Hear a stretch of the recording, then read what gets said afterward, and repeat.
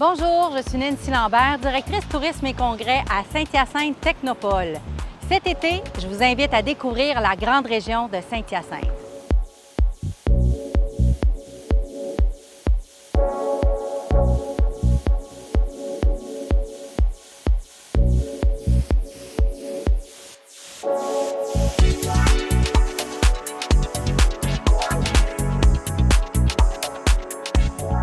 Pour agrémenter votre journée ou votre séjour dans la grande région de Saint-Hyacinthe, sachez que nos établissements d'hébergement sont prêts à vous accueillir. Donc, dans la région, on retrouve à Saint-Hyacinthe même 3 hôtels. Il y a également un motel. Il y a une résidence de tourisme située dans une maison historique, la Villa Casavant. Vous avez aussi à Sainte-Hélène un autre hôtel qui est là. Et un peu partout aussi sur le territoire, des terrains de camping sont prêts à vous accueillir. En complément, également, sachez que la plupart de nos terrasses aussi sont accessibles. Donc, une belle façon de profiter de la belle saison. Même chose au niveau de l'offre de restauration. Pratiquement tous nos restaurants sont de nouveau accessibles. Assurez-vous de planifier votre sortie au restaurant en vous assurant de faire une réservation avant de vous y rendre. Comme ça vous évitera le temps d'attente et votre expérience sera encore plus agréable.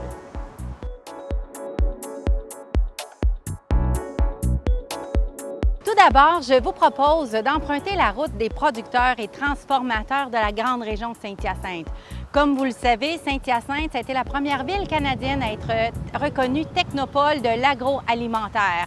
Donc, quand on parle producteur-transformateur, le premier arrêt que je vous invite à faire, c'est au 1555 marché public situé au centre-ville de Saint-Hyacinthe.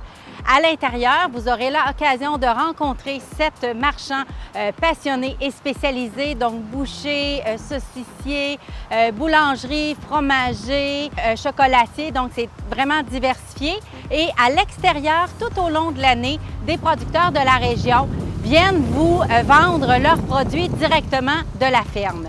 Par la suite, sachez que dans la grande région de Saint-Hyacinthe, il y a plus d'une vingtaine de producteurs qui sont accessibles au public. Donc, vous allez pouvoir soit y pratiquer l'autocueillette ou encore vous procurer des produits frais au kiosque ou à la boutique à la ferme. Et sachez que la variété est vraiment au rendez-vous. Ça commence avec la fraise, ça se poursuit avec la camerise, la framboise, le bleuet. Vous allez pouvoir aussi faire de l'autocueillette de cerises de terre, d'artichauts. Et un peu plus tard en saison, évidemment, les légumes, les pommes, les prunes et les poires. Donc, comme vous voyez, c'est vraiment très, très varié. Dans les boutiques aussi, plusieurs boutiques gourmandes vont vous proposer des produits dérivés, que ce soit les produits de la fraise, que ce soit les produits de l'érable. Il y a tout plein de beaux petits trésors à découvrir. Je vous invite aussi, il y a des endroits que vous pouvez visiter. Donc, je pense à la ferme La Rabouillère avec ses différents types d'élevage, qui est aussi une table champêtre et on y trouve aussi une boutique gourmande sur place. Vous avez aussi la vallée du Wapiti qui fait évidemment l'élevage de wapiti, donc vous pouvez visiter aussi la ferme sur réservation. Pour compléter aussi votre incursion dans le monde de l'agroalimentaire et du monde des producteurs transformateurs, je vous invite à découvrir justement tout le côté des boissons locales. Saviez-vous qu'à Saint-Hyacinthe, on a 2 vignobles donc dans notre région. Donc, vous avez le domaine Saint-Simon à Saint-Simon et vous avez le vignoble Château-Fontaine à Saint-Hyacinthe. Donc, des endroits où on peut vous donner des explications sur les méthodes qui sont utilisées pour la fabrication du vin. On fait aussi de la grappa, du vin fortifié, donc encore une fois, une variété au niveau des produits. On a aussi à Saint-Hyacinthe une distillerie, donc du gin se fait maintenant aussi à Saint-Hyacinthe, donc la distillerie Norrois. Vous avez aussi dans les boissons locales 2 microbrasseries, donc Brasseurs du Monde et Bill Boquet. Sans oublier aussi Marewa Café qui vous offre maintenant du café infusé à froid et Fixie qui vous propose du kombucha. Donc, vous voyez qu'il y a vraiment là, tout un choix au niveau des boissons locales. Donc, les boutiques gourmandes, pour les connaître, pour connaître les producteurs, les transformateurs, évidemment, on vous invite à consulter le site Internet de tourisme-saint-hyacinthe.qc.ca. Donc, je viens de vous donner autant de prétextes pour découvrir les produits d'ici, les producteurs d'ici, mais aussi plein d'idées pour remplir votre panier de pique-nique cet été.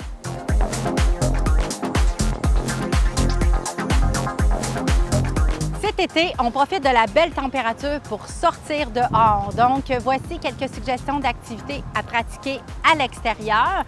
Tout d'abord, à Saint-Hyacinthe même, vous avez différents parcs qui peuvent vous permettre de profiter justement de la belle température.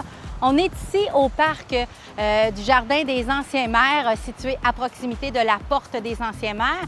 Vous avez aussi le parc des Salines, qui est notre grand parc municipal, où on retrouve sur place, oui, des sentiers pour faire la randonnée pédestre, mais vous avez aussi des espaces de pique-nique, un aire de jeu. Vous avez aussi des jeux d'eau pour les chaudes journées de l'été. Et à proximité de Saint-Hyacinthe, aussi à Saint-Hugues, vous pourrez découvrir une pinède vieille de 200 ans qui s'appelle le parc de la Seigneurie de Ramsey. Donc, tout plein de petits endroits là, pour vraiment profiter de l'extérieur. Je vous invite aussi à vous rendre au site Chouette à voir à Saint-Jude. Donc, une façon d'entrer dans le monde fascinant des oiseaux de proie. Donc, tout au long de l'été, vous aurez l'occasion d'assister à des présentations animées avec des oiseaux de proie. Vous pourrez emprunter les différents sentiers également qui sont sur place. Pour les amateurs de vélo, sachez qu'à Saint-Hyacinthe, des pistes et des bandes cyclables vous permettent de découvrir les différents quartiers de la ville et peuvent même aussi vous amener directement au parc des Salines. Dans la région, il existe 4 parcours cyclables balisés pour vous permettre de découvrir les différents paysages que les routes de campagne vous proposent. Donc, vous pourrez tour à tour soit admirer les Montérégiennes, les routes sinueuses qui longent la rivière Yamaska, les grands champs de culture. Bref, encore une fois, beaucoup de variétés au menu pour les amateurs de vélo. Au niveau des activités de plein air, sachez également que nous avons 3 terrains de golf dans la grande région Saint-Hyacinthe, donc un à Saint-Hyacinthe, à Saint-Simon et à Sainte-Madeleine. Et si vous avez un canot, une planche à pagaie, un kayak, bien, sachez qu'à Saint-Hyacinthe même, au centre-ville, il y a 2 rampes qui vous permettent d'accéder directement à la rivière Yamaska. Et il y a aussi à Saint-Jude une descente pour emprunter la rivière Salvaille pour permettre de vous rendre jusqu'à Saint-Louis. Évidemment, aussi dans la région, il y a une plage au camping-plage La Liberté. Il y a des jeux d'eau dans les différents parcs. Il y aura quelques piscines aussi d'accessibles cet été à Saint-Hyacinthe. Donc, plein de prétextes pour pouvoir se rafraîchir.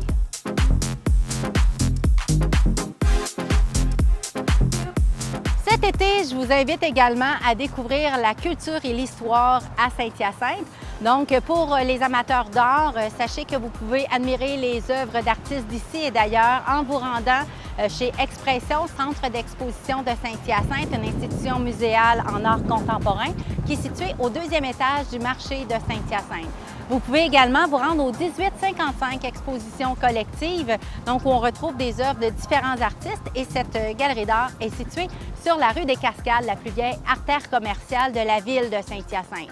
Vous aimez maintenant l'histoire, vous voulez en savoir davantage sur les faits, les personnages, les événements qui ont marqué l'histoire de Saint-Hyacinthe, bien, sachez que 4 différents circuits patrimoniaux sont disponibles. Donc, vous pouvez encore une fois profiter des belles journées pour circuler dans les différents quartiers de la ville. Sainte-Hélène, la municipalité de Sainte-Hélène-de-Bagotte également vous propose un circuit. Et saviez-vous également que si vous circulez dans la ville et que vous regardez les noms d'enseignes de rue, bien, la plupart de ces enseignes-là vont vous renseigner sur la signification du nom.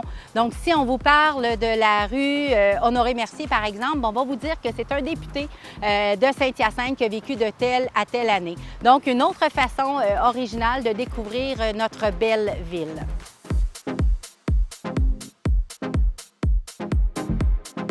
Comme vous le savez, cet été, l'été 2020 est un peu particulière puisque les événements, les fêtes, festivals, événements, grand public, les manifestations ont été annulés. Qu'à cela ne tienne, l'exposition agricole de Saint-Hyacinthe, la plus vieille exposition agricole au Québec, qui devait proposer sa 83e édition cette année, a décidé de passer en mode virtuel. Donc, on vous donne rendez-vous du 16 au 25 juillet à participer à l'exposition agricole, mais en mode virtuel. Donc, rendez-vous justement sur le site de l'exposition pour en savoir davantage, pour vous assurer de vous inscrire. Toute la programmation vous sera dévoilée le 30 juin prochain. Le magasinage vous a manqué ces derniers mois? Bien, sachez que dans la grande région de Saint-Hyacinthe, particulièrement dans la ville, 3 pôles commerciaux vous attendent. Donc, que ce soit le complexe M, complexe à Lifestyle Center à proximité de l'autoroute 20, que ce soit les galeries Saint-Hyacinthe ou encore le centre-ville de Saint-Hyacinthe. Donc, on vous invite à redécouvrir ces boutiques et magasins et à encourager l'économie locale. En nouveauté cette année, la rue des Cascades, plus vieille artère commerciale de la ville de Saint-Hyacinthe, sera piétonne du 2 juillet au 2 août. En fait, la rue sera laissée aux piétons les jeudis, vendredis, samedis et dimanches. Donc, une façon différente de découvrir le centre-ville et également là, de magasiner et de découvrir là, les bistrots, microbrasseries et restaurants qui sont situés sur cette rue fort achalandée. Pour en savoir davantage sur les activités et les services dont on vous a parlé dans cette capsule, on vous invite à aller consulter le site Internet tourismesainthyacinthe.qc.ca. Pour connaître l'actualité touristique et savoir ce qui se passe ici et voir des belles images de la région, on vous invite également à nous suivre sur Facebook et Instagram sous le nom Tourisme Saint-Hyacinthe.